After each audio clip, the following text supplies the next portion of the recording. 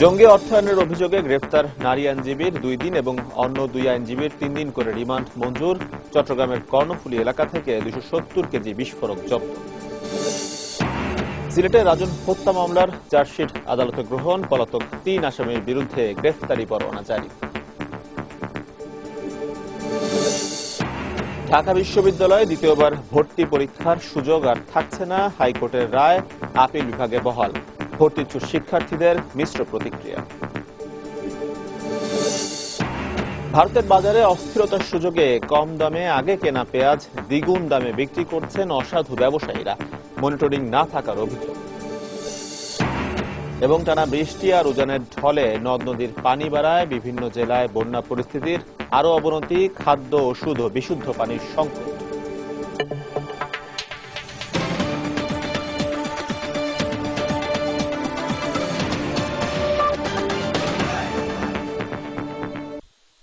প্রবাসী সময়ের সঙ্গে রয়েছে আমি এজি মাহমুদ। ভ্যাসমল এটি হচ্ছে আয়ুর্রাস এবং আমন্ড প্রোটিন যুক্ত 60 বছরের ভরসা ন্যাচারালি ব্ল্যাক হেয়ার। জঙ্গি সংগঠন শহীদ হামজা ব্রিগেডকে অর্থায়নের মূল হোতাদের চিহ্নিত করতে এবার মাঠে নেমেছে র্যাব। এরই অংশ হিসাবে ঢাকা থেকে গ্রেফতারকৃত ব্যারিস্টার শাকিলা ফারজানা সহ 3 আইনজীবীকে দ্বিতীয় দফা রিমান্ডে এনে জিজ্ঞাসাবাদ করা হচ্ছে। হাটহাজারী থানায় দায়েরকৃত সন্ত্রাস দমন আইনে করা মামলায় সোমবার সকালে judicial magistrate Mosaddek Minhaj barrister Shakila ফারজানাকে 2 দিন, অ্যাডভোকেট হাসানুজ্জামান লিটন ও অ্যাডভোকেট মাহফুজ বাপনকে 3 দিন করে রিমান্ড মঞ্জুর করেন। বিস্তারিত জানাচ্ছেন কমল দেব। অল্প সময়ে জঙ্গি সংগঠন শহীদ হামজা ব্রিগেডের ব্যাপক বিস্তৃতি অনেকটা ভাবিয়ে তুলেছে আইন শৃঙ্খলা রক্ষাকারী বাহিনীকে। কারণ সাংগঠনিক কার্যক্রম শুরুর মাত্র কয়েক মাসের মধ্যে অত্যাধুনিক অস্ত্র সংগ্রহ, একাধিক প্রশিক্ষণ কেন্দ্র গড়ে তোলার পাশাপাশি বড় ধরনের তহবিল গঠন করেছিল জঙ্গি সংগঠনটি। আর তাই 29 জন সক্রিয় সদস্য এবং 3 জন অর্থের যোগানদাতাকে গ্রেপ্তারের পর র্যাবের টার্গেট মূল হোতাকে আইনের আওতায় আনা। তারই ধারাবাহিকতায় 3 আইনজীবীকে দ্বিতীয় দফায় রিমান্ডে এনেছে র্যাব।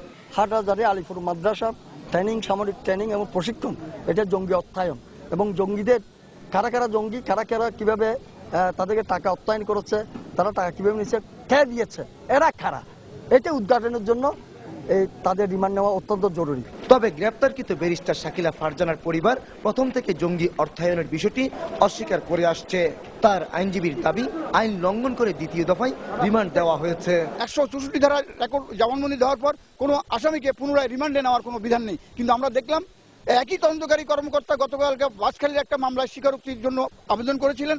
উনার স্বীকারোক্তি যখন মর্মত হয়নি, তিনি আবার এই মামলায় সোনেস করেছেন এবং উনি আসামির অনুপস্থিতিতে সোনেস করে রিমান্ডের আবেদন করেছেন হয়রানি করার জন্য। রোববার বাঁশখালী আদালতে দেওয়া স্বীকারোক্তিমূলক জবানবন্দিতে 3 আইনজীবী স্বীকার করেছেন জঙ্গি নেতা মনিরুজ্জামান ডনের ব্যাংক হিসেবে তারা 1,08,00,000 টাকা জমা দিয়েছিল। এই টাকার উৎসের সন্ধানে তাদের আরো জিজ্ঞাসাবাদের প্রয়োজন রয়েছে বলে মনে করছেন সরকার নিয়োজিত এই কৌশলী।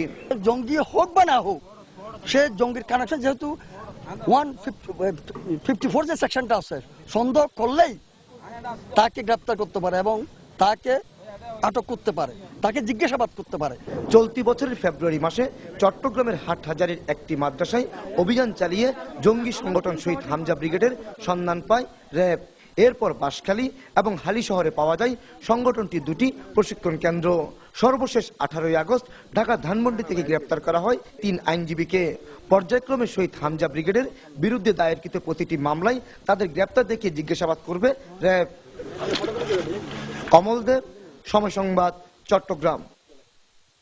চট্টগ্রামের কর্ণফুলী এলাকা থেকে 270 কেজি বিস্ফোরক সহ একজনকে আটক করা হয়েছে। র্যাব জানায়, সোমবার শিকলবাহায় একটি দোকানে অভিযান চালিয়ে প্রথমে ওমর ফারুক নামের এক সুপারি ব্যবসায়ীকে আটক করা হয়। পরে তার বাড়ির গোডাউন থেকে 6টি বস্তায় রাখা 270 কেজি সালফার উদ্ধার করা হয়। মূলত এসব বিস্ফোরক ককটেল এবং বোমা তৈরির কাজে ব্যবহার করা হয় বলে জানিয়েছে র্যাব। অভিযানের সময় ওমর ফারুকের সহযোগী হাবিবুর রহমান ও বাপ্পি কৌশলে পালিয়ে যায়। এ ব্যাপারে কর্ণফুলী থানায় বিস্ফোরক আইনে একটি মামলা দায়ের করা হয়েছে।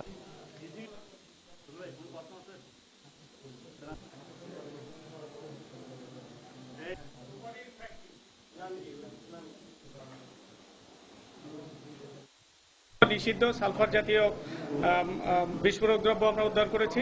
এটা মূলত হলো বিভিন্ন বোমা, ককটেল এগুলা তৈরির একটা অন্যতম উপাদান এবং আমরা 270 কেজি তার কাছ থেকে পেয়েছি এবং এই ব্যাপারে আমরা আরো তার তদন্ত করতেছি। তদন্তের পরে এবং অন্যান্য যারা পলাতক আসামি আছে তাদেরও গ্রেফতারের পলাতক আছে হাবিবুর রহমান, তারপরে হলো বাপ্পি, এদের ব্যাপারেও আমরা প্রয়োজনীয় কার্যকর ব্যবস্থা গ্রহণ করব। সিলেটে শিশু রাজন হত্যা মামলার চার্জশিট গ্রহণ করেছেন আদালত। একই সঙ্গে পলাতক 3 আসামির বিরুদ্ধে গ্রেফতারি পরোয়ানা জারি করে তাদের মালামাল ক্রোকেরও নির্দেশ দেওয়া হয়েছে। সোমবার সকালে সিলেট মেট্রোপলিটন 1 নম্বর আদালতের বিচারক শাহিদুল করিম চার্জশিট গ্রহণ করে মামলাটি আমলে নেন। পরে পলাতক 3 আসামি কামরুল, তার ভাই শামীম ও পাভেলের বিরুদ্ধে গ্রেফতারি পরোয়ানা জারি করেন আদালত। তবে চার্জশিট না থাকায় চার্জশিট থেকে দুজনের নাম প্রত্যাহার করা হয়েছে। 16 আগস্ট সৌদি আরবে পালিয়ে থাকা কামরুল সহ 13 জনের নাম উল্লেখ করে রাজন হত্যা মামলার চার্জশিট আদালতে দাখিল করে পুলিশ। গত 8 জুলাই শিশু রাজনকে চোর সাজিয়ে পিটিয়ে হত্যা করে আসামিরা।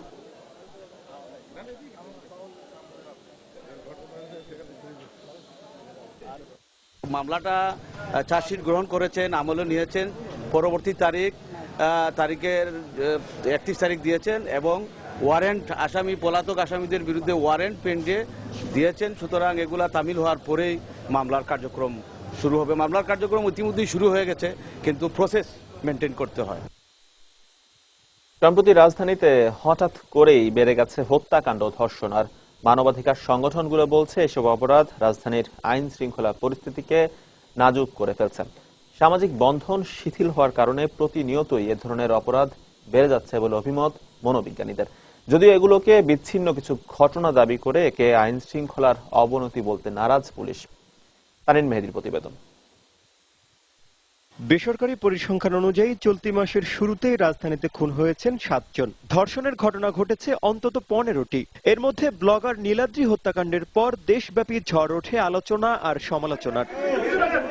গত 7 আগস্ট দিনে দুপুরে গোরানে নিজ বাসায় নির্মমভাবে গলা কেটে হত্যা করা হয় গণজাগরণ মঞ্চের কর্মী ও ব্লগার নীলাদ্রি চট্টোপাধ্যায়কে। এর সপ্তাহ পার হওয়ার আগেই 13 আগস্ট রাতে রাজধানীর বাড্ডায় গুলিবর্ষণের ঘটনায় স্বেচ্ছাসেবক লীগ নেতা মাহবুবুর রহমান গামা ও তার 3 অনুসারীকে হত্যা করে সন্ত্রাসীরা। একই দিন বিশ্ববিদ্যালয়ে ভর্তি কোচিং করতে এসে রাজধানীর মগবাজারে পরিচিত 2 তরুণের ধর্ষণের শিকার হন জামালপুরের এক কলেজ ছাত্রী।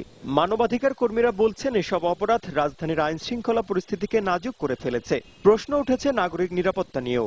এই সমস্ত অপরাধের জন্য আমরা অনেক পিছনে রয়ে গেছি, অনেক খারাপ জায়গায় এখন পর্যন্ত আমরা দাঁড়িয়ে আছি। বিচারহীনতার সংস্কৃতির মধ্যে আমরা বসবাস করছি, যেখানটা কাউকে কোনো অপরাধের জন্য কৈফিয়ত দিতে হচ্ছে না। নারীদের উপরে এই অত্যাচারটা অনবরত বাড়ছে।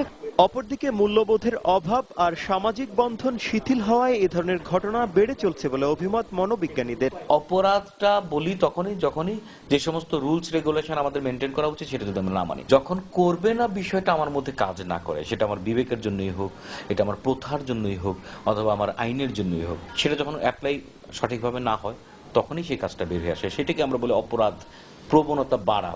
অবশ্য এ ধরনের অপরাধকে আইন শৃঙ্খলা পরিস্থিতির অবনতি বলে মানতে নারাজ পুলিশের এই কর্মকর্তা। কিছু অপরাধের ঘটনা ঘটেছে যেগুলো চাঞ্চল্যের সৃষ্টি করেছে। সামগ্রিক বিবেচনায় প্রতিটি ঘটনা পুলিশ সফলতার সাথে মোকাবেলা করেছে। আর আইন শৃঙ্খলা পরিস্থিতি অবনতি হয়েছে কথা বলা যাবে না। তার মতে এসব অপরাধ বন্ধে পুলিশের পাশাপাশি সামাজিক সচেতনতাও বাড়ানো প্রয়োজন। তানিন মেহেদী, সময় সংবাদ, ঢাকা। হাজারীবাগ থানা ছাত্রলীগ নেতা আরজুকে হত্যার জন্য দায়ী করে তার ভাইয়ের আদালতে মামলার আবেদনের পরদিনই প্রত্যাহার করা হলো র্যাব 2 এর অধিনায়ক লেফটেন্যান্ট কর্নেল মাসুদ রানাকে। র্যাবের আইন ও গণমাধ্যম শাখার পরিচালক মুফতি মাহমুদ জানিয়েছেন, নিরপেক্ষ তদন্তের স্বার্থে লেফটেন্যান্ট কর্নেল মাসুদ রানাকে সদর দপ্তরে সংযুক্ত করা হয়েছে। গত 16 আগস্ট রাজধানীর গণকটুলি এলাকায় রাজা নামে এক কিশোরকে মোবাইল ফোন চুরির অভিযোগে পিটিয়ে হত্যা করা হয়। হাজারীবাগ থানা ছাত্রলীগ নেতা আরজু মিয়াকে দায়ী করে রাজার বোন মামলা করার কয়েক ঘন্টা পর র্যাব জানায় বন্দুকযুদ্ধে নিহত হয়েছে আরজু। এরপরই রোববার আরজু হত্যার অভিযোগ এনে র্যাব 2 এর অধিনায়ক ও আরো 2 কর্মকর্তা সহ 4 জনের বিরুদ্ধে আদালতে মামলার আবেদন করেন তার ভাই। মামলাটি আদালতে গ্রহণ করা হবে কিনা তার শুনানি শেষ হওয়ার আগেই লেফটেন্যান্ট কর্নেল মাসুদ রানাকে সদর দপ্তরে নেওয়া হলো।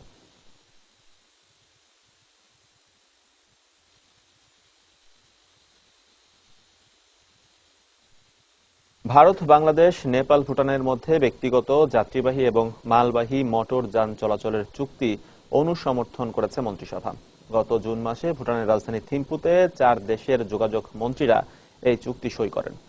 স্বাক্ষরকারী 4 দেশের অনুসমর্থনের পর 2016 সালের শুরুতে এই দেশগুলোর মধ্যে সড়ক যোগাযোগ চালু হওয়ার কথা রয়েছে। এছাড়া মন্ত্রিসভার বৈঠকে চূড়ান্ত অনুমোদন দেওয়া হয়েছে। বাংলাদেশ পেট্রোলিয়াম কর্পোরেশন আইন